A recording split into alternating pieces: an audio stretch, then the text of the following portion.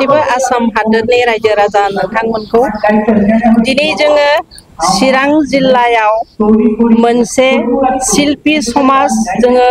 गायसननाय जादों। जोंनि शिल्पीफोरनि गासिबो साननाय नंनाय जोंनि गोसोनि लुबैनाय गांनाय उखैनाय गासैबो बेफोरखौ जोङो जाफुंसार होनो होननानै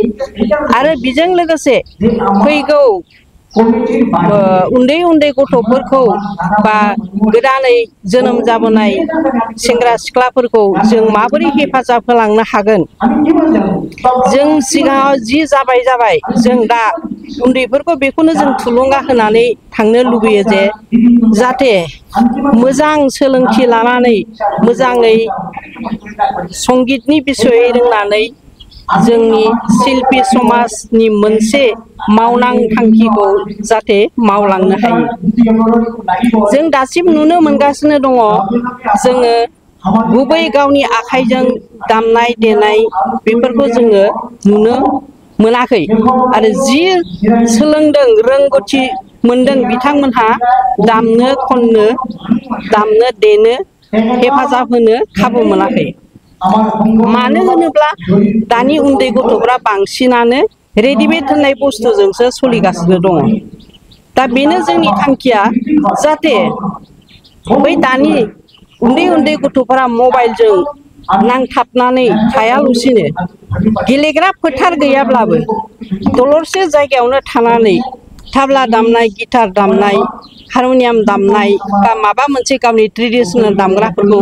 सोलोंनो गोसो जायो। बेखौनो आसा खालामनानै जोङो बे शिल्पी समाजखौ दिनै गायसननाय जादों। आरो लोगोसे माने नैबे रेडिमेड बुस्थुजों थाङालासिनो प्रेक्टिकेलि गावनि आखाइजों दामनानै जाहाथे बयबो हेफाजाब होनो हायो। जों नुनो मोनदों थांनाय 2023 मायथाइयाव जेब्लानाखि सांस्कृतिक महासंग्राम जादोंमोन बेवहाय माने गोबां मानसिफ्रा खननो मोसानो गोसो दङब्लाबो बेवहाय माने जोंना सोरखारनि होखानाय नेमखान्थि बायदियै माने रेडिमेड दामखानायजों मोसानो खननो होनाय जायाखै। बेवहाय गोबां गथ'फोरा कम्पिटिसनाव बाहागो लानो सानोब्लाबो दामग्रा देग्रा गैयिनि थाखाय बाहागो लानो हायाखै। बे बिथिंखौ नुनानैनो जोङो जोबोद गोसोआव दुखु मोननानै जोङो दिनै नैबे समाजखौ गायसननाय जाबाय। बिबानाव सोरजिखौ दायथ' होनाय जाखो? दा बिबानाव आंनो आंनि मुङा जाहैबाय श्रीमती मीना दैमारी। आङो 1985आवनो रेडिअ सेन्टाराव अडिसन होनानै पास जादों आरो बारै बर'नि अखम होननाय मोनसे दिसाव आं मेथाइ खनदोंमोन। दासिमबो आङो रोजाबगासिनो कालसाराव जरित जागासिनो दङ। बिनि उनाव दङ भाइस प्रेसिडेन्टआव जोंहा धर्मेश्वर राय आरो गोबांखौ आं दिनै मिथिथ'नो मोनाखै गोदान हिसाबै आं मानसिफोरखौ सिनायजोबाखै सिनायलांगोन। आफादगिरि हिसाबै मेडामानो आफादगिरि हिसाबै आफादथ' आंखौनो दोननाय जाबाय सिनियर हिसाबै। नेहाथारि हिसाबै सोर फैयो? नेहाथारि हिसाबै लिबन इस्लारि बिथाङा सासे गोख्रों माने क्लासिकेल टिचार बिथाङानो दा जोंनि सेक्रेटारि जानानै दङ। दा नैबे संगठनखौ दाखांनायनि उनाव हयथ' गभर्नमेन्टजों सिनायजागोन। औ सिनायजागोन। मा आसा खालामगोन नोंथांमोना? जों गभर्नमेन्टनिफ्राय आसा खालामनाया जाहैबाय माने जाहाथे जोंबो मोजाङै सिनायथि मोननो हायो आरो नैबे समाजारि बिथिङाव जों माखासे जेरै गथ'फ्रा आलाय आथानि निसा सोबनाय बायदिसिना गोदाव सोराव थानाय जेरावनो मेरावनो थांलाबायनानै गोदाव सोराव जानाय जाहाथे जों बेफोराव खनथुमनानै नैबे जोंनि शिल्पी समाजनि जों लोब्बा लाखिनानै खननाय मोसानाय बेफोरजों माने बिसोरखौ गोरोब होफानानै जाहाथे बिसोरनि खर' गोसोनि साननाय नंनायफ्रा गोग्गो जायो बेखौनो जों आसा खालामो। माखासे मानसिफ्रा लुबैदोंमोन शिल्पी दोनबाय दा गावबा गाव एलेकायाव बर'नि नाम जायोब्ला हामगौ होननानै बुंदोंमोन। नाथाय मा बिथिंजों नोंथांमोना शिल्पी नाम दोनखो जेनेबा? दा बेनो माने गावबा गाव नामै दा all India radio and television artist association दं, हारिमु आफाद दं, बा बिसा दं दा जोङो बहाय माने खालि जों बर'ल' नङा माने जोंनि आसामाव एबा जोंनि चिराङाव दा गासैबो जनगोष्ठी दङथ' जों बेफोरखौ जेरै सावताल नेपालि राजबंशी असमिया बाङालि बर' लोगोसे माबानाय ज' जानाय हिसाबै जोङो बेखौ दा लानाय जादों दा जुदिअ बायसान्स बोरैबा जुदि सोरबा उसुबिदा होनथारोब्ला माबा मोनसे मोजां खाबु मोनोबा जों सोलायनोबो हागौ खिन्थु जयैनो आरो रेजिस्टारथ' दासिमबो जायाखै नालाय बेखौ लामा नायनानै थाथ'नोसै আজি আসলতে আমি চিৰাংদিয়া ডিষ্ট্ৰিক্ট যিটো শিল্পী সমাজ সেইটো আজি আমি পূৰ্ণাংগভাৱে গঠন কৰিলোঁ আৰু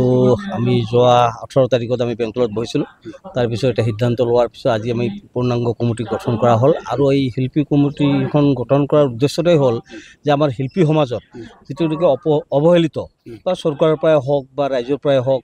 আমাক যেতিয়া লাগে তেতিয়া অলপ সন্মান দিয়ে তাৰপিছত কাম শেষ তেতিয়া আৰু আমাৰ দাম নাথাকে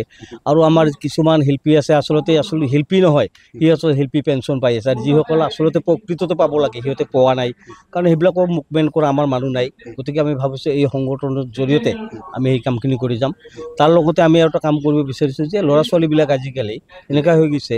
যে শিক্ষাৰ লগত যে আসলতে শিল্পী শিক্ষা যিটো নেকি শিক্ষাৰ লগত ই এটা শৰীৰৰ বা জীৱনৰ মানদণ্ড সেই বস্তুটো চিনি নোপোৱা হ'ল আজিৰ ল'ৰা ছোৱালীয়ে মাত্ৰ মোবাইলটো চিনি পায় এনেকৈ ঘৰৰ মানুহকো চিনি নোপোৱা হৈ গ'ল গতিকে আমি ভাবিছোঁ ইয়াৰ জৰিয়তে এই অনাৰ্স কৰি যদি আমি মা দেউতাকক বুজাই আমি সেই ল'ৰা ছোৱালীবিলাকক মানুহ কৰিব পাৰোঁ বা তাৰ প্ৰজন্ম যিবিলাক আহি আছে নেক্সট প্ৰজন্মক যদি আমি ভালকৈ আগবাঢ়ি লৈ যাব পাৰোঁ তাকে আমি কামনা কৰি সংঘটো আগবাঢ়ি যাম বুলি ভাবিছোঁ তেতিয়াতো আমি আৰু নিজৰ কৰ্মযত বা গান মাতিছে গ'লোঁ গান গাই আহিলোঁ ময়ো টিভিত আপোনাৰ হেৰিত প্ৰগ্ৰাম কৰিলোঁ 3বাৰমান তাৰপিছত ৰেডিঅ'ত কৰিলোঁ এবাৰমান তাৰপিছত আপোনাৰ চিৰিয়েলো কৰিলোঁ এখন তাৰপিছত মই ঢালিগাঁও টাউনশ্বিপত মই নাটকাচলত শিক্ষক কৰিলোঁ তাৰপিছত তাত এখন স্কুল খুলিলোঁ তাৰপিছত মই এতিয়া আকৌ এখন স্কুল খুলিছোঁ এখন প্ৰতিমা বৰুৱা পাণ্ডে নামেৰে আমাৰ কদমতলী চিলাৰায় ভৱনত তাতে এতিয়া মই প্ৰিন্সিপাল হিচাপে কাম কৰি আছোঁ তাৰপিছত মই এই শিল্পীৰ কাৰণে মই গুৱাহাটীতে ইণ্টাৰনেশ্যনেল প্ৰগ্ৰামত 2টামানত যোগদান কৰিছোঁ তাতো মই ফাৰ্ষ্ট পুৰস্কাৰ লৈ আহিছিলোঁ গানত শিল্পী এছ'চিয়েশ্যন ক্ৰিয়েট কৰি পৰা আপুনি কি বিচাৰিব পিছত না আমিতো উদ্দেশ্যটো আমাৰ এটাই